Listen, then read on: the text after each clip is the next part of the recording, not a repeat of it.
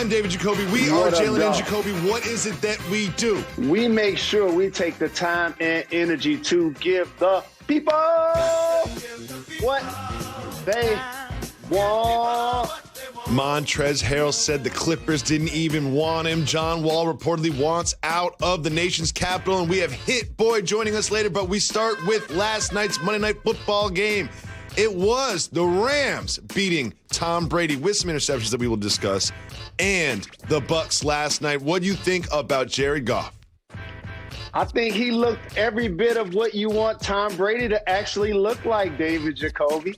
How about that? He was picking apart the Tampa Bay Bucs. And the thing about it is Kupp and Woods constantly seem to be open. And he found ways to make sure he delivered the football. And they constantly moved the ball up and down the field against that Tampa Bay Buccaneers defense. That is something that we didn't necessarily anticipate early in the year when we were talking about how the Bucs were flying off the ball, they were making plays, they were putting pressure on the opposing quarterbacks.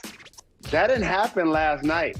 And I know it's the holiday season, and you're going to see a lot of people like you choosing to go to Jared, thinking they're going to get a discount. But I just want to tell you, every person that sells insurance, sells cars, and sells jewelry makes you think they're getting a discount. You're not. Okay, I have no idea how that's related, but we'll get back to the game. It wasn't just Jared Goff performing well, but Tom Brady didn't look great. He kind of looked like the Tom Brady from primetime when they played the Saints. He was under pressure. He was throwing the ball inaccurately. He obviously had some interceptions that didn't look great. There were some drops in his defense. But, Jalen, what do you think about this Tom Brady that we saw last night? Here's what I think, Jacoby. Once you get up there in age, you're not able to deliver the football down the field the way you used to. And Bruce Arians' system requires the quarterback to throw the ball a lot deeper than he was required to do when he was in New England. And also, they're one of the worst teams on third and long situations. Here's what I will ask Bruce Arians and Brian Leftwich. Can y'all turn around and hand the football off? You know, y'all still got Ronald Jones II. Still have him, right? They still got Leonard Fournette. That's what it's going to have to take, more balance. I know when you see the weapons, you like, we got to get it to Evans. We got to get it to Godwin. We got to get it to Antonio Brown. And there are times when they were open and he couldn't get them the ball, Jacoby. He couldn't get them the ball. So I want to make sure that I'm giving credit to the Rams and their D, but I can't ignore the fact that when Tom Brady's throwing the ball down the field over 20 yards, he's been the worst person as a starting quarterback in the NFL to do so. Interesting. Well, Jalen, do you remember the Sunday night game when Patrick Mahomes got the ball with under 2 minutes left and just took his team down the field? It felt inevitable. You knew it was going to happen. I had nothing but the confidence that he was going to do that. I used to feel that way about Tom Brady, but Tom Brady had the ball down 3 with under 2 minutes left. No. And I didn't have the same kind of confidence. And you didn't either. I know you were up watching that game. I was like, I wonder how this one's going to end because you just don't know. It doesn't feel inevitable the way it used to with Tom Brady. Bruce Arians, once again, was critical of his Hall of Fame quarterback, saying, when guys are open, we got to hit them. We can't misread coverage. Jalen, did he just say Tom Brady can't read coverage? Did he just do that again? Well, here's what happens, Jacoby. All of the success that he had in his GOAT career, none of it was in Tampa Bay. So when you get a chance to play with a new cast of characters, it becomes, what have you done for me lately? And trust me, we talked about that on this program. You see the kind of numbers that Keenan Allen is putting up with Justin Herbert as his quarterback? Well, that's what Godwin and Evans thought they were going to be doing. You know that, right? You know that that's what they thought. And plus, they felt that they were going to be playing on a contending team. Not throwing a lollipop to end the game to the defense, an uncontested interception. The Tampa Bay Buccaneers are a good football team, except when they're going against a contending football team. That's when they've struggled. Well, we'll keep an eye on that story. There is another player playing with a new cast of characters, as you put it, and that is Montrezl Harrell, who has officially signed with the Lakers. When asked about whether or not the Clippers wanted him back, he said, apparently not if I'm on the other side, so it is what it is, really. Jalen, what do you think about him just coming out and saying that the Clippers didn't really want him back? I'm going to keep it 1,000. He ruin some of his value by playing poorly in the playoffs. You're going to see a lot of people getting big deals this offseason. The reason why he didn't get a long-term deal is because he was the defensive liability that the Joker continued to take advantage of to the point where they had to take him out of the game. Of course, if the Clippers would have stepped up and signed him to a big deal, or if Charlotte would have gave him a big deal, or if any team in the league would have gave him a big deal, guess what? He would have signed with that team. He signed with the Lakers because they were offering a 2-year deal, an opportunity to win a championship, and he hopes to replay his value as somebody that won Sixth Man of the Year. With the Lakers adding Trez, and they had Schroeder, and they had Matthews, Gasol, it really feels like they upgraded, they got better. And you remember last year before the season, we were talking about the Lakers and the Clippers being neck and neck, but when you look at what the Clippers did, it doesn't feel like they're keeping pace. Take a look at what they did, Jalen. Well, it's not just the Clippers, it's the rest of the league, Jacoby. And you got to look at it from a standpoint almost like a real estate transaction. The Los Angeles Lakers are a storied brand and a franchise that over the history of their team, if you look at some of the all-time great players like Wilt Chamberlain, Kareem Abdul-Jabbar, Shaquille O'Neal, LeBron James, Anthony Davis, none of those guys were drafted by the Lakers. They went to Los Angeles because, number one, it's a terrific franchise, but also because they wanted to be in LA. It's just going to be more attractive than other places across the league. So for the Clippers, who plays in their building, eventually will get their own, they also had a really good offseason, Jacoby. They still have Kawhi and PG and Lou Will. Okay? They did a terrific job of adding Ty Lue as their head coach, re-signing Morris. The Clippers are the second best team in the Western Conference. It's just the Lakers are playing chess right now where everybody else is playing checkers, and LeBron James is doing a terrific job of making it unfair for everybody else to compete. Well, two things. The one thing that the Lakers and the Clippers have in common is they both have players from the Oklahoma City Thunder. Obviously, Paul George with the Clippers, and now Dennis Schroeder with the Lakers. Jalen, when you look at all of the players that the Thunder have acquiesced, coached up, and then lost, what do you think about their strategy this offseason? You remember when Philly was talking about trust the process? In theory, that's exactly what the Oklahoma City Thunder are doing. It's just nobody's giving it to a label to it. But here's what I want to make sure I point out. All of those draft picks, and Sam Presti is one of the best general managers in the game. The Oklahoma City Thunder are cost-cutting, if you ask me. Because if you look at over the last decade, they're not going to draft players better than Kevin Durant, Russell Westbrook, James Harden, Victor Oladipo, Paul George, Steven Adams, Dennis Schroeder. It's just not going to happen. It's not going to happen. They've been the best farm system that the NBA has seen. It's like, okay, Phoenix, we don't mind helping you out. We'll send you Chris Paul after he helped lead us to the playoffs. Wouldn't most teams be trying to keep SGA and Schrader together? But no, they're going to give up Schrader and trade him to the defending world champion. Didn't Danilo Gallinari just get a big deal with the Atlanta Hawks to help them out? Didn't Steven Adams just go to New Orleans to help them out? So if you're an Oklahoma City fan, you're really excited on paper that you got so many picks, but in theory, they ain't trying to win, dog. They cost cutting. They cost cutting. They are. They absolutely are. Dennis Schroeder is now on the Lakers, and I used to call him Schrader as well, but I think he changed it. But he did like a Robeson Robinson thing on us halfway through his career. Now, Jalen, there's another interesting report from the NBA, and that is not just that John Wall no longer wants to be with the Wizards, but the GM, Tommy Shepard, says we have absolutely no plans on trading Wall. What do you think about the GM coming out and straight up saying he can ask all he wants, but that doesn't mean that we have to trade him? I think this offseason for John Wall, when you've seen as many videos of him playing ball as in undisclosed locations in Brooklyn, it makes the organization look down at its pace salary structure and say, do we want to build around him basically after he's returning from the injury that he's returning after? And while still a talented player, on paper, you got to look at some of the deals that you're being offered. And Russell Westbrook was one of the names that was thrown out there. And for the Houston Rockets, they wanted more in return than just John Wall if they were going to give up Russell Westbrook. This is a deal that I wouldn't be surprised, Jacoby, if it got revisited. Because for the Washington Wizards, they've decided they're going to build around Bradley Beal. They just gave Bertans a big deal. And so for that franchise, it's going to be interesting to see if Wall starts the season with them or he ends up elsewhere.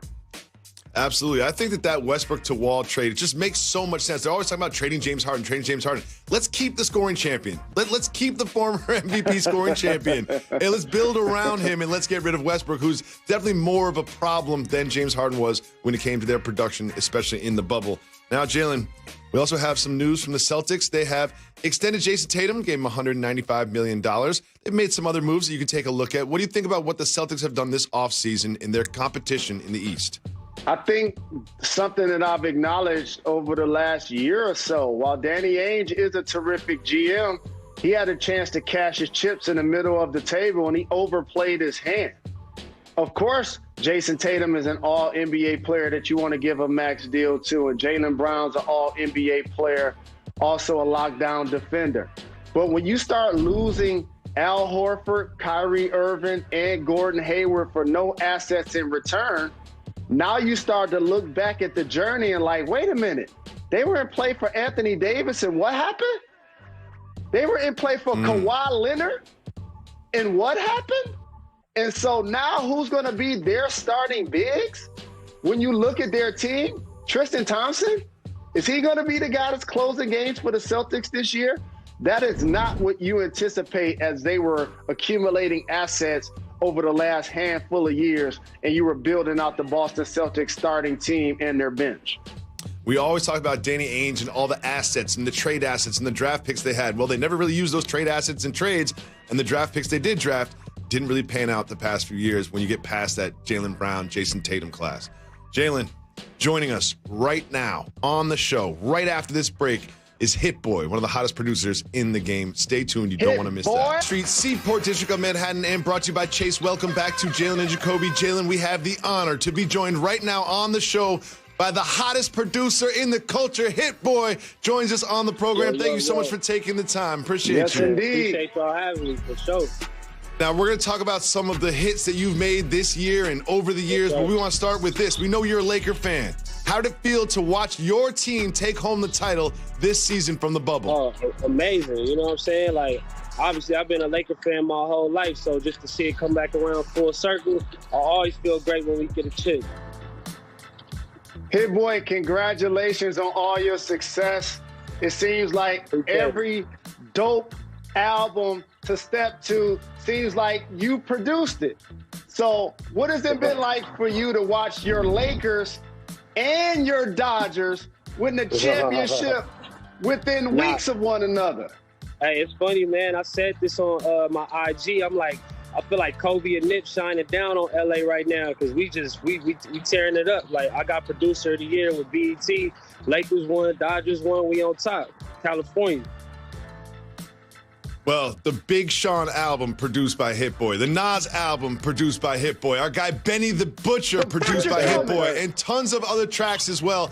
It's been a great year for you, not just your teams winning championships, but you're winning championships too. What does it feel like looking back on this crazy 2020 and looking at the body of work that you put in during the quarantine? It's been beautiful, man. Like, it's kind of something I've been dreaming of my whole life. Like, you know, a lot of my career, I was doing one or two tracks, and I still was creating a buzz for myself, but this year, I feel like I just elevated and I just focused up on a different level. I got that Mamba mentality, you know what I'm saying? Rest in peace to the legend Kobe Bean Bryant. And your Lakers didn't rest on their laurels. They have a better team right now than the team that just won the championship. What do you think about the off-season's moves so far?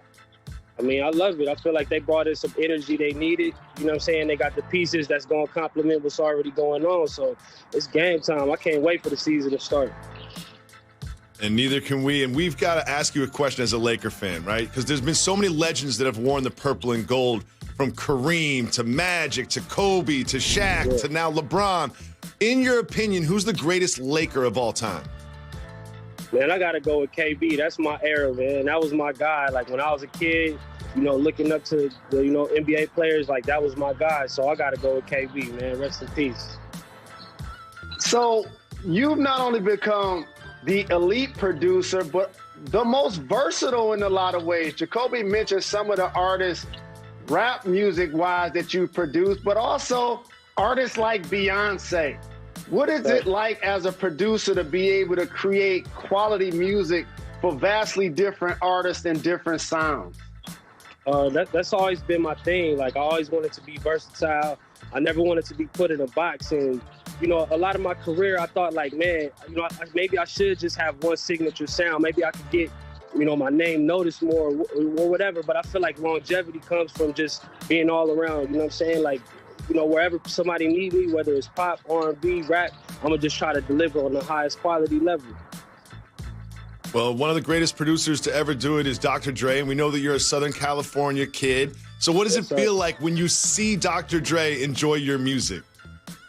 Unreal, man. Like, for him to hop on King's Disease on one of my joints and, you know, shout me out and rap on it, like, that was unreal. Just thinking back to, you know, Chronic 2000, and before I could even imagine making a beat, you know, Dr. Dre hopping on my stuff is just, it's unreal, man. I agree, because Dr. Dre is that dude, and I'm a whack DJ in my spare time. And when I first heard the world-class Wrecking Crew and Dr. Dre in Surgery, Dr. Dre, Dr. Dre, that was my song. Yeah. And so what was your inspiration into wanting to be a producer? Well, just hearing the sounds, I just had a imagination, I guess you could say, as a kid. Like, I just a big imagination. And when I would hear them NWA beats, like, you know, it was just like a movie. It wasn't just music. Like, I could feel, like, you know, different scenes within the elements of the song. So that's just something I got real interested in. And I'm so glad I dove into things sonically. And, you know, I'm still here today. So it's a blessing. So we're obsessed with the versus battles, right? We're coming right off. We just had Gucci and Jeezy and you and Boy Wonder. What's a versus battle that you want to see happen that hasn't happened yet?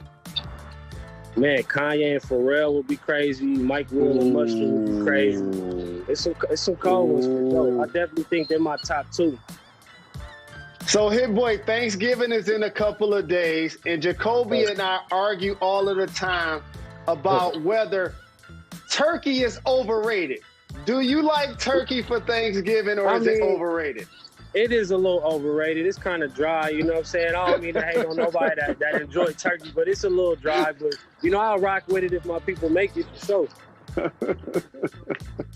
You've got a new single, Salute, with Big Sean and Fabio. I just wanted to ask you, it was used during the draft coverage. What was it like watching your music sort of during this moment when it's changing so many lives?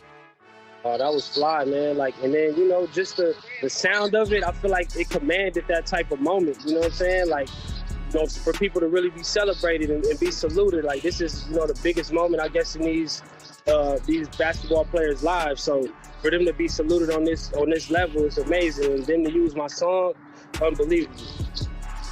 Well, thank you for joining us. We appreciate the love. I just want to put one thing on your radar that is not going to be a surprise. Be ready for them 5 things. Be ready for that 6 things remix, because your Lakers getting some more championships before LeBron retires. For sure. We got to. You already know. Thank you so much for taking the time. Make sure you stay tuned. We'll be back with more. You're watching. Welcome back to Jalen and Jacoby. Jalen, the fight is finally here between Mike Tyson and Roy Jones Jr. Will you be watching? I will, and it's always great to see 2 of my favorite people doing exactly what they love. However, I fear for the health of Roy Jones Jr. if they're not wearing headgear and they don't have some sort of understanding to pull the punches. Because Mike Tyson hitting Roy Jones for multiple rounds does not sound good if you're a Roy Jones fan. It's time for Soft Mover Boss Move.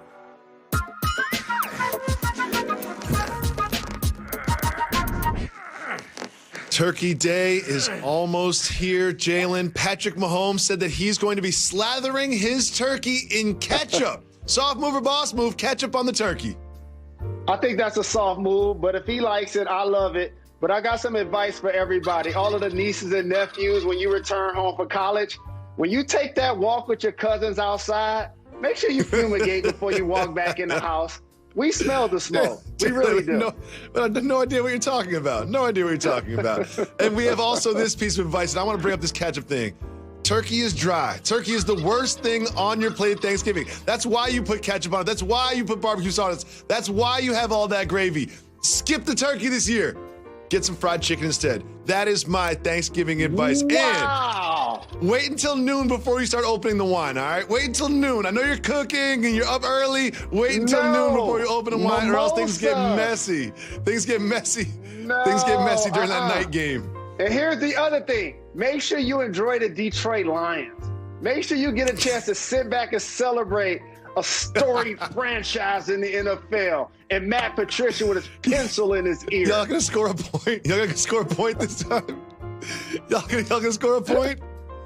Yeah, we're gonna score a point. Everyone, make sure you have a safe holidays, safe travels. Please stay home. Do not spread COVID-19. We'll be back next week. We are thankful for you.